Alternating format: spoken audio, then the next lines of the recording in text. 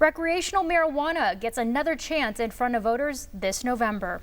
4 years ago, voters narrowly rejected the measure. Supporters say the dynamics this year should help in the push for legislation.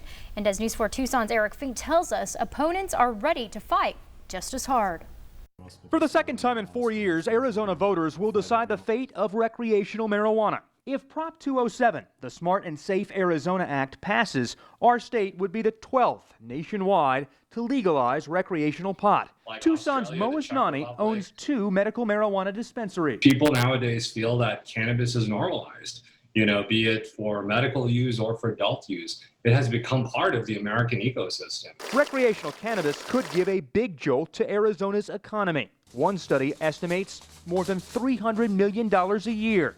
Asnani argues the time is now. Today, in the world of COVID, nothing has been more obvious than the fact that people are buying more marijuana in stressful, scary times like the pandemic. And I think that we're now on a trajectory to force our way out of this economic downturn we're in.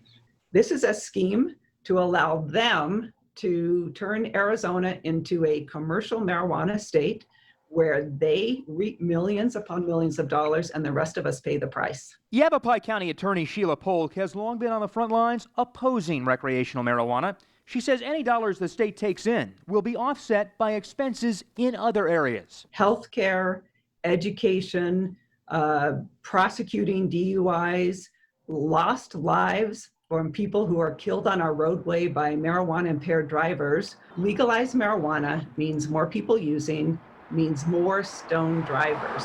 The initiative would allow adults 21 and over to possess 1 ounce of pot. An individual can cultivate up to 6 plants, and households no more than 12.